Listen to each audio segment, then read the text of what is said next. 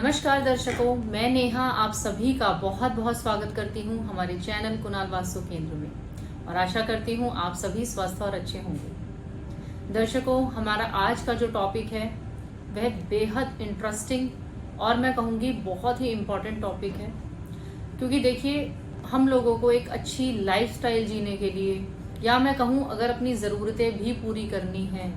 तो हम सभी की यह उम्मीद होती है कि हमारी आमदनी अच्छी रहे, जो लोग व्यवसाय में बिजनेस में है वह अच्छा चलता रहे। और देखिए जब भी हम व्यवसाय की बात करते हैं, बिजनेस की बात करते हैं, तो मोस्टली देखा जाता है कि लोग बिजनेस स्टार्टअप तो शुरू कर देते हैं पर उनके पास फंडिंग नहीं होती है और इसके चलते उन्हें पार्टनरशिप का सहारा लेना पड़ता है। और देखिए बहुत ही बार आपने लोगों को कहते सुना होगा कि हमने कभी इसके साथ पार्टनरशिप कर ली, हमें धोखा मिला, अरे हमने तो पार्टनरशिप की थी पर हमें बहुत ज़्यादा नुकसान हो गया, या फिर हमने इतना पैसा लगा दिया हमारा काम ही शुरू नहीं हो रहा है। और अगर काम शुरू भी हो गया, चलिए मानिए काम शुरू हो गया, पैसे लगा दिए, दो पार्टनर्स ने पैसे लगा दिए, बहुत बार वह काम भी जीरो हो जाता है और उसमें आपको सक्सेस नहीं मिल पाती। आज इस वीडियो में मैं आपको यही बताऊंगी, बहुत ही छोटे से वह कारण जो किसी की कुंडली से देखे जा सकते हैं और आपके लिए यह बहुत बहुत ज़रूरी हो जाता है कि आप किसी भी पार्टनरशिप को शुरू करने से पहले, किसी के साथ भी मर्ज करने से पहले आप अपनी कुंडली ज़रूर दिखाएं।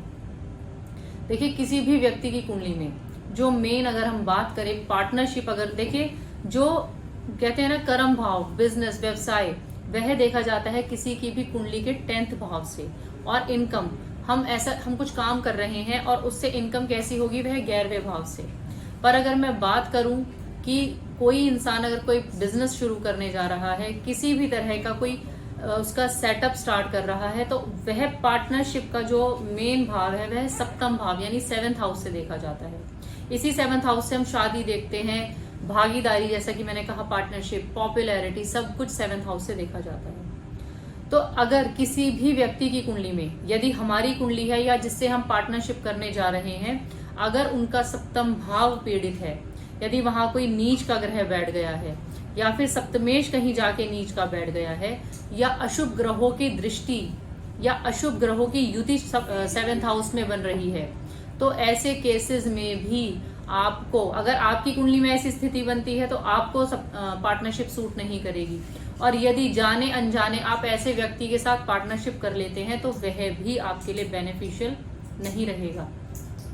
इसीलिए देखिए मैं हमेशा गाइडेंस देती हूँ कि कोई भी, चाहे देखिए कोई भी काम छोटा बड़ा नहीं होता, अगर आप कोई भी बिजनेस स्टार्ट करने जा रहे हैं, कोई भी अपना कुछ लॉन्च करने जा रहे हैं और अगर आप किसी के साथ पार्टनरशिप में इन्वॉल्व होने जा रहे हैं, तो मेरा आपको सजेशन हमेशा यही रहेगा कि आप अपनी कुंडली, और हो सके तो देखिए जो आपके होने वाले पार्टनर हैं उनकी कुंडली भी जरूर चेक कराएं। क्योंकि देखिए क्या होता है, बहुत बार प्लेनेटरी पोजीशन भी ठीक ठाक होती है, पर अगर किसी अशुभ ग्रह का वह पीरियड चल रहा है यानी कि दशा चल रही है, तो वह भी बहुत बार नेगेटिव इफेक्ट आपको दे देता है।